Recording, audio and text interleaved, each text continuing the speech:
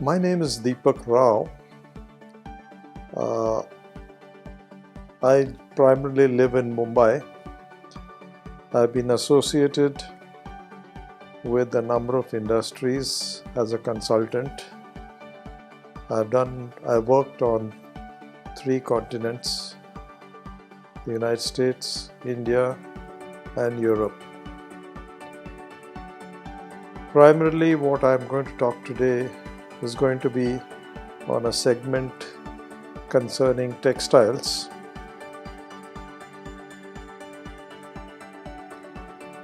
But before that, I'd like to say a few words about India in particular, because that's what would interest most of us.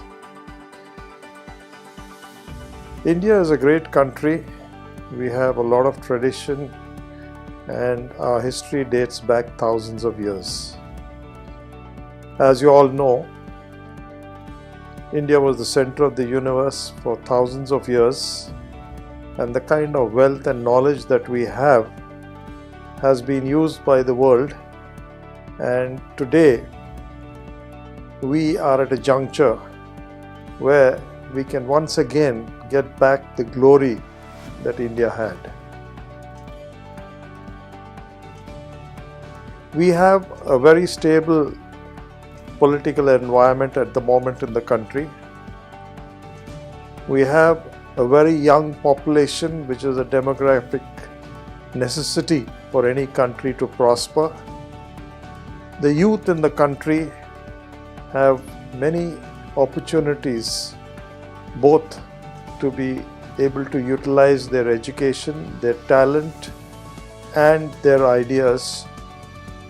This is a great opportunity for India to improve itself, to see that the population is able to improve their standard of living, the gross domestic product, and as a nation we move forward.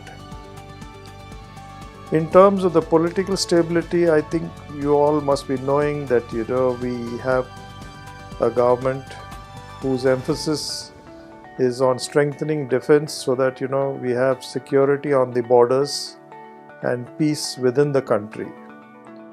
Now, having said that, let us now talk about the opportunities that we have in our country.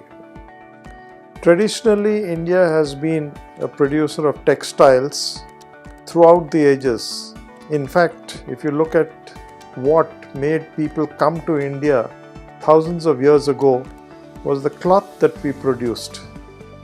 We produced cloth which was never produced by anybody anywhere else in the world. And people would come with money, with riches. In those days it used to be traded with gold, gems and other things, and they would buy cloth from us, fabric. They would also look for spices that would be used in food and several other things.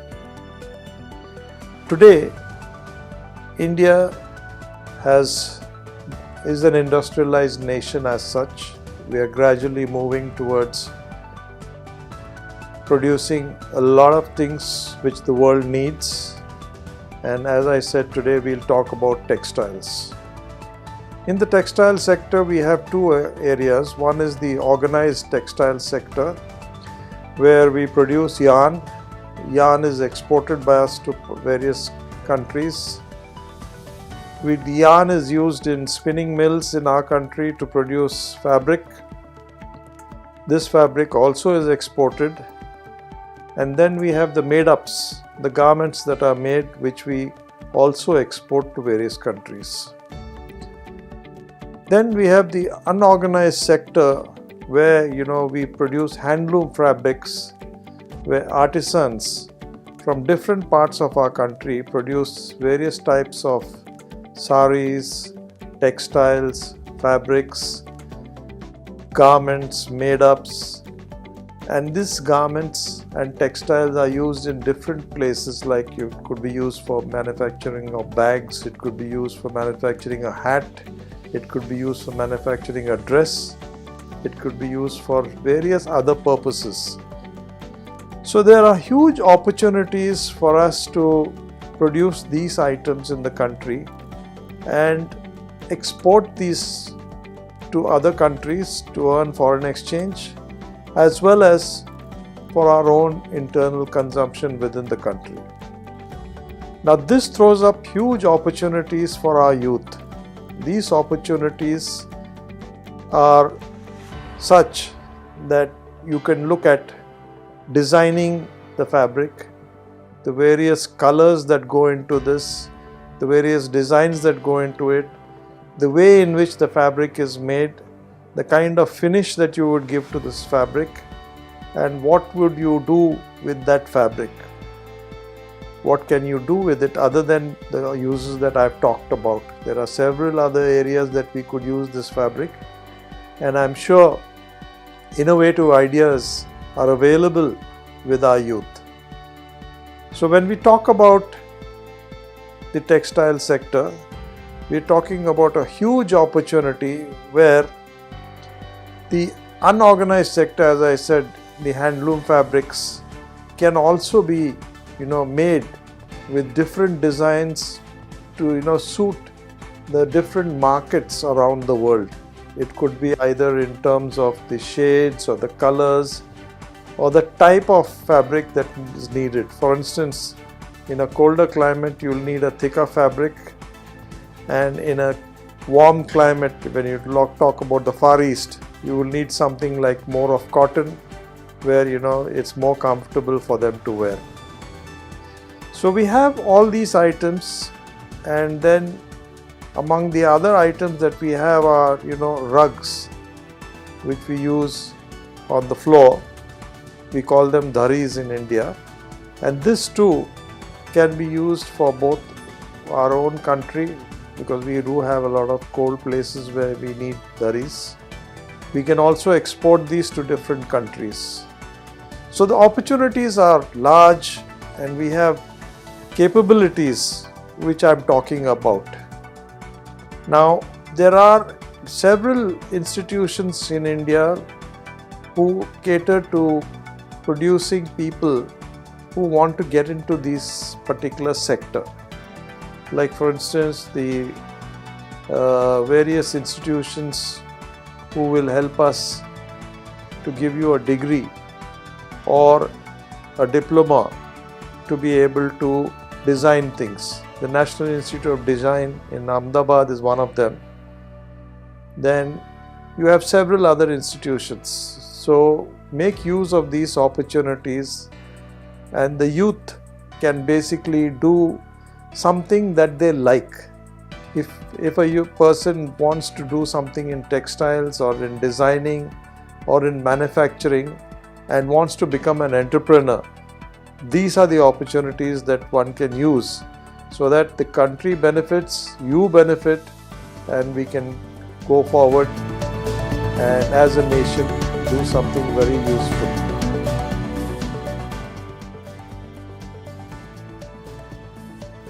Now, having said this, I'm sure there must be many people who would be thinking of doing something on their own as an entrepreneur. Now, you would probably think you need lots of money, a lot of capital, and a lot of expertise to get into this area. I think one can even start small and grow your business. You can have a capital of maybe 5 to 10 lakhs and get into this and be able to expand thereafter once you establish and you see that your product is selling well. Opportunities are available, as I said, for export also, and there are a lot of organizations who can help you finding the export market. The Government of India also has various export promotion councils which are available, who you can register with them, and they will also help you to go to various exhibitions around the world where your product can be showcased and you can sell your products. So you don't really need too much of capital, but main important thing is to produce a product which is high in quality, good in design, something that looks good, is useful, and people would appreciate. It has to be different. That is the most important thing, because today in textiles, when you talk about textiles, everybody wants to see something different. They want a new design every second day. So what you need to do is to be able to innovate, to be able to produce a design every few months which is different and which is acceptable, which is appreciated by the market. This is the way to go forward and to be able to create a market. When we talk about the organized sector, the big industry, we have two big players. Aditya Birla is there, Arvind Mills is there. Arvind is into denim and Aditya Birla is into made-ups like shirts and pants and things like that, and dresses.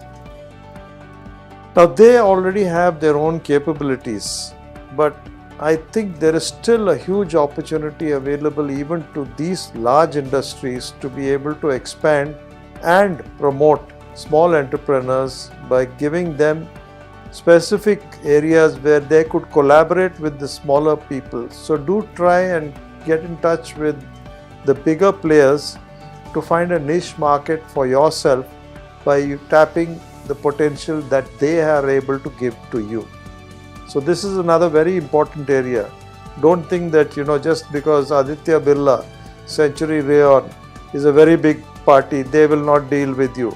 I am sure they will deal with you if you have some idea which is something that you can use, a product that they manufacture which you can use and be able to further your capabilities in your own field of area. Be able to think clearly and be able to work towards your goals. Use as much of expertise that you can borrow from other people, listen to them, use that expertise and move forward. The opportunities are unlimited. Today I am sure you must be reading in the newspapers the number of startups that are happening in India are so large. They are the largest probably in the world. Why are they happening? Because people have dared to dream and to go forward. Please try to think about what you would like to do. Share that dream and move forward.